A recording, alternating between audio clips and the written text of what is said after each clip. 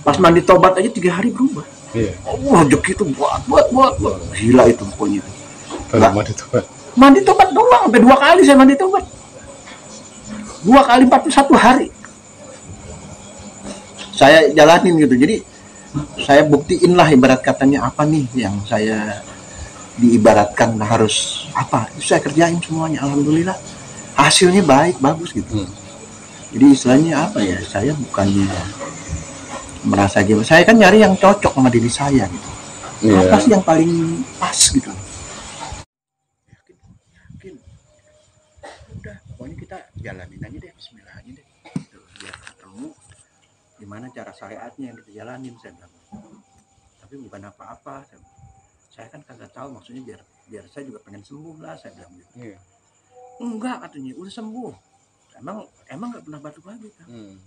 Selama saya tekan napas jigit pondasi tuh sehari bisa 2 kali gitu. Itu berubah. Tapi-nya hilang. Rumah sakit nggak hilang. Di rumah sakit saya minum obat sih dari dokter, maksudnya dari dokter minum obat, cuma nggak pengaruhnya nggak begitu signifikan banget gitu. Jadi pada saat istilahnya saya pakai zikir pondasi, ini ketekan semuanya habis. Saya justru dapat materi pernapasan yang baru kan. Gitu. Selama ini kan saya takut ngambil napas perut gitu loh. Karena apa ya? Terus saya juga banyak diskusi gitu kan. Orang-orang yang hebat juga gitu loh. Ada kiai-kiai juga. Dia cerita yang baik atau kamu ketemu yang asli, yang campuran itu hilang. Itu akan begitu kan, aku juga ngomong gitu. Itu bukan begitu. Jadi kamu akan ketemu guru lagi, dia bilang gitu. Kamu akan ketemu guru lagi kan aja. Oke. Dia juga ngomong begitu. Udah kamu pelajarin aja apa yang kamu punya. Tapi setiap ketemu sama orang kejawen, sama orang kebatinan, saya selalu dipeluk gitu loh. Dia seneng gitu. Saya juga nggak ngerti kenapa sih mereka senang sama saya. Tapi ada yang aneh Kang. Waktu saya ke Bali Kang, ngobatin teman saya orang Hindu. Teman saya waktu saya kan pernah di kapal, teman saya satu kamar lah, itu sakit kan, aneh orang Hindu. Jadi ceritanya aneh tuh. Saya kalau ngobatin pakai goib, pakai yang halus ini, keluar Kang, bangkit dong. Bangkit, gini. Jadi dia ditulis kayak Arab gundul tapi terbalik, tapi dia huruf Sangsakerta kan, terbalik. Dia udah nyerah kan, nggak ada yang bisa se-Bali sampai ke Banyuwangi itu nggak ada yang bisa ngobatin dia. Gurunya udah meninggal. Sangat. Iya bener, itu yang namanya Bali leak itu, nggak berani sama dia, takut kan. Tapi leak takut sama dia. Takut sama dia. Orang rumahnya itu, serem banget. Saya zikir pondasi Kang, itu bisa 3 jam Kang. Biasanya cuma setengah jam, 3 jam saya di rumahnya. Itu rasanya gimana ya? Lama banget kayak ngelawan gitu loh. Tapi zikir terus, gue nggak mau kalah. Bodoh amat pokoknya, mau ada apaan kayak, mau yang punya Bali kayak, masa kalah sama Allah sih. Itu doang pikirannya. Bismillah aja deh, pokoknya kita udah tuh ngobatin pakai yang tenaga lahir, pakai penapasan, bisa masuk. Diakalin gampang gitu loh. Kok kena ya? Sembuh dia, enakan, tidur langsung ya kan. Dan dilalahnya pada saat itu saya di rumahnya dia kan ada seminggu. Datanglah orang Kalimantan, orang suku Dayak. Saya kan tidurnya pagi abis subuh. Abis subuh jam 7 baru tidur gitu loh. Karena sepanjang malam tuh zikir terus nggak berhenti tuh. Zikir aja walaupun rumahnya serem kayak apa, bodo amat, masa gua kalah sih, gua bilang gitu. Nggak boleh. Lu seliweran nih yang cat. Udah diem aja, biarin aja. Lo nyolek buat tiban, gue bilang gitu aja udah. Saya orangnya penakut memang, tapi kalau udah urusan berantem udah kemahang kayak lah kalau orang Sunda. Udah akhirnya dilalanya gini. Saat saya tidur tuh hari keberapa, orang Dayak itu datang, orang Kalimantan itu. Dia duduk di samping nggak mau masuk. Kita nggak mau masuk dari rumahnya. Nggak mau masuk rumahnya, karena saya ada di dalam kamar. Saya lagi tahu kayak ada tamu gitu. Kita kan lagi tidur, tapi tahu gitu loh. Oh ada tamu. Saya nggak berani masuk. Temen saya yang cerita. Hmm. Kenapa nggak mau masuk? Ini kan rumah saya, dia bilang gitu kan. Kamu kan saudara saya, udah kayak saudara lah ini itu. Terus kenapa? Dia bilang gitu kan. Di dalam ada musuh saya kan. Loh, bingung loh saya diceritain gitu lah. Urusan sama saya apa ya? Gitu. Saya nggak pernah punya permusuhan, saya nggak pernah ada masalah gitu. Apalagi dengan orang aliman, siapapun saya nggak pernah bikin masalah kok. Mau itu kejawen kayak mau apapun itu urusannya masing-masing gitu. Iya. Kenapa ya kok kayak gitu Kang gitu loh maksudnya. Saya nggak ngerti gitu loh. Ya kan energinya yang menjadikan berbeda sehingga terus dalamannya menolak kan. Iya, nggak ngerti, nggak mau masuk. Sampai disuruh nginep nggak mau. Saya pulang, saya nginep di hotel aja. Nanti kalau orang itu pulang, musuh saya pulang, baru saya datang katanya kemarin. Nah, bingung gue lah. Salah gue apa ya? Bilang salah gue apa sih bro? Kagak tahu juga nggak tahu katanya bilang gitu. Udah, akhirnya seminggu kemudian saya pulang, dia baru masuk. Baru masuk. Gitu. Dan aneh lagi waktu itu lagi rapat IPSI, PB IPSI, pengurus IPSI nasional. Saya nahan teman saya tuh Kang, karena dia minta bantuan sama saya. Bro, bantuin ya bro. Kenapa emangnya? Serangan bro, bertubi-tubi. Se-Indonesia nyerang dia. Karena dia nggak boleh naik. Karena dia mau gantiin geser orang-orang gitu. Udah lu masuk aja. Udah bismillah aja dah. Lu yakin bro? Ini nggak main-main itu. Serah seluruh Indonesia kok. Se-Indonesia nyerang. Bener pas lagi rapat. Itu kamar mandinya kan darah semua isinya. Darah kental itu. Sampai teman saya bingung. Loh, darah siapa? Kan dia tidur berdua tuh dia tanya. Temennya nanya. Bro itu darah lu. Lu gila lu, darah gua mah udah mati kalau udah kayak gitu dia bilang gitu. Udah lu jangan banyak nanya. Pokoknya udah gampang. Dia nggak dikasih tahu gitu kan. Nah, dia keluar nih. Kan kebetulan dia paling bawah. Depannya tuh danau gitu. Danau. Dia ngerokok lah di danau di depan berdua ngobrol. Itu danaunya meletup tuh. Serangan. Gila itu. Saya juga lupa lagi nge-backup dia, lupa sakit akhirnya. Sakit saya tuh. Wah, iya ya, gue lagi nge-backup si ini. Cuma niat doang modal itu. Nggak ngapa-ngapain kan, cuma bismillah aja, cuma gitu doang. Bismillah ya Allah. Saya cuma nge-backup ini doang. Kalau memang kau izinkan aku, gue ngucapin deh tuh. Atas cahaya di pertama, izinkan aku nge-backup kawan aku. Supaya kawan aku ini selamat dunia akhirat. Supaya dia jangan kenapa. Orang itu yang ngerjain dia banyak. Dia tuh kalau sakit tuh pasti ke saya. Sampai pengurus-pengurus yang tingginya tuh dia minta tolongnya pasti ke dia dan pasti ke saya lagi. Mentok lagi. Iya pasti ke saya tuh, makanya bingung juga kan. Sampai istilahnya bingung tuh lagi. Pertama yang di Bandung tuh yang gagal saya. Di Bandung gagal karena udah dikerjain orang. Saya udah backup, saya bilang wah ini kayaknya udah telat, saya udah nggak mau kan, sebenarnya perasaan saya gitu ya, nggak mau Bu, tapi teman saya maksain gitu. Tadinya sebenarnya dia juga pengen kemari nih, mau ikut sekalian gitu, dia pengen nyekar kemana gitu. Gue malas naik motor berdua nggak enak kayaknya, apalagi bukan aliran kita kan kayaknya nggak nyambung lah ibarat katanya, dia alirannya macam-macam. Udah deh, ya udah ntar aja, udah tuh ngobatin tuh. Nggak lama kamu seminggu kemudian meninggal. Saya udah bilang saya nggak mau. Saya udah ngomong dari awal, gue nggak mau. Bang nggak enak bang, gue udah begini bang, tolong bang. Gue udah nggak mau. Tapi dipaksa. Ya? Karena dipaksa gitu loh. Akhirnya kita pergi juga akhirnya. Tapi gue nggak bisa nginep ya, saya bilang gitu. Harus pulang pergi, saya bilang gitu. Gue kalau nggak penting-penting banget, gue nggak akan nginep, saya bilang gitu. Itu mau pulang jam 12 kayak jam 1 kayak jam 2 pulang kan saya pasti gitu. Dimanapun kalau ini. Udah tuh, akhirnya pulang kan saya tuh. Udah, bro, ini gimana? Waduh, gua nggak tahu. Gatal tuh sebadan tuh kan. Gatal. Gatal sebadan.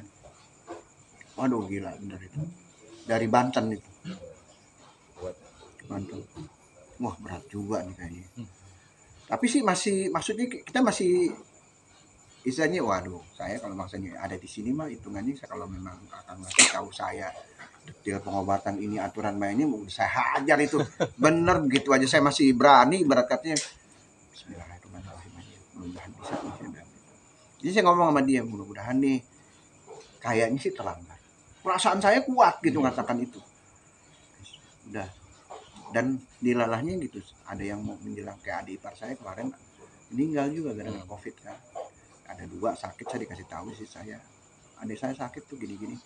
Cuma perasaan saya bilang, kayaknya ada yang meninggal nih gitu.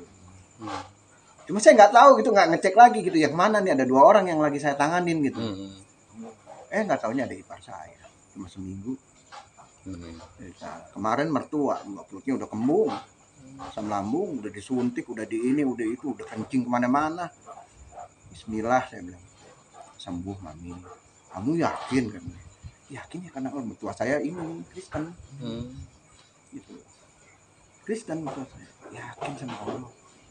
Mami kan punya Tuhan. Udah, sama Tuhannya mami minta lah. Saya gituin. Udah no katanya. Iya, jangan setengah-setengah. 3 hari setelah lebaran, habis 3. Meninggalnya itu. Enggak, bukan yang mertua saya. Yang sore saya kerjain, paginya buang air. Dan ada satu lagi pasien kemarin, saya kan terapi pak, terapi saraf gitu. Kebetulan memang saya bisa lah, alhamdulillah gitu loh. Jadi masuk, saya ngobatin orang tukang. Tapi di lalanya orangnya nggak berubah-berubah badannya. Kayak perasaan saya bilang, kayaknya dia punya pegangan gitu dari bapak gitu. Saya harus dibersihkan dulu karena dipegang. Udah dibersihin pak. Di rumahnya. Di rumahnya sekali. Biasanya kan gini, kalau badannya masih udah diniatkan dilepas, ada yang niatnya murni, ada yang tidak. Hanya. Iya. Karena kadang niatnya itu loh. Yang kedua kadang ada yang di rumah tinggalan dari leluhur. Iya. Yang tidak mau itu harus dibersihkan semua, baru bersih. Orang kalau saya nanya kan sepotong sama setengah, saya pasti nanya pot setengah doang, tapi saya kembangin sendiri gitu sampai saya dapat. Gitu loh. Saya udah terbiasa begitu gitu loh. Dari guru awal saya begitu. Karena untuk teknik pengobatan terapi saraf itu saya cuma diajarin sepotong-sepotong. Tapi akhirnya saya dapat semua gitu, konklusinya semua. Jadi kalau orang yang sakit saraf ini itu insya Allah udah alhamdulillah sembuh lah ibarat katanya. Kalau Allah ngendakin tuh 99% lah. Saya bilang bisa saya sembuhin. Sampai guru saya yang terakhir juga kan saya dibenci kan. Saya dibuang sama guru saya. Kenapa? Saya nggak tahu, makanya kan saya ngomong kan, saya nggak tahu saya dibuang, gitu loh. Tadinya dia bagus banget, gitu. Bagus, sholatnya kuat, ngajinya dikir, wah gila, nggak tidur, makan nggak pernah, cuma karena tergoda uang akhirnya. Saya sangat menyayangkan, gitu. Padahal dia tadinya orangnya lurus banget, akhirnya jadi kena ujian lupa dia. Saya bilang saya juga lewatin itu gitu. Saya bilang saya lewatin itu, tapi saya cari gitu. Ini bohong nih. Kita cuma diuji doang nih, saya bilang gitu. Saya tahu saya diuji gitu. Saya diuji nih mau nih. Mudah-mudahan saya bisa lewatin. Bener, bisa saya lewatin gitu. Tapi ini bukan yang dia dapat yang palsunya gitu. Tapi emang banyak memang. Saya bilang saya mau nyari duit gampang puluhan juta. Sebulan saya bisa ngumpul 50 juta. Saya bilang gitu. Saya nggak bohong. Saya ngomongan Kang. Selama saya ikut ini, rezeki saya, alhamdulillah, bener. Makanya saya ngomong sama Kang dulu, alhamdulillah. Tadi ini saya ditahan di sini, makanya saya ngomong Kang, ini saya ditahan. Pakai jikir fondasi, saya coba lagi pakai jikir, tembus juga, keangkat juga, bersih. Cuma saya kena ini nih, ini saya kan kelopak saya lebih turun, yang sebelah kiri Kang. Gitu. Karena saya kayaknya posisi saya masih belum, jiwa saya yang sebelah kiri belum ngepas banget Kang, gitu. Jadi ini ketarik dan saya pakai kanan terus akhirnya. Walaupun dia mangin pakai yang kiri nggak bisa, gitu. Kalau yang ini kan saya beda. Kalau di sana kan saya nggak diajarin yang gue itu, nggak pernah dikasih. Mau hati itu nggak pernah dikasih tahu. Saya nanya tentang saudara batin apa sih? Gitu kan cuma pengen tahu aja gitu. Sebenarnya bukannya pengen kita jadi pengen jadi belagu, bukan pengen jadi sakit. Saya bilang, makanya saya bilang, saya ngomong sama kiai, saya bukannya pengen sakit, saya nggak pengen, saya pengen dekat sama Allah doang. Karena syaratnya kan harus ada sanad yang saya ikutin, aliran yang saya ikutin satu. Saya bilang gitu, karena saya udah dibuang sama guru saya, makanya saya nyari ya gini. Saya pelajarin juga, ada yang kiai yang dari Cirebon juga, yang udah tua tuh.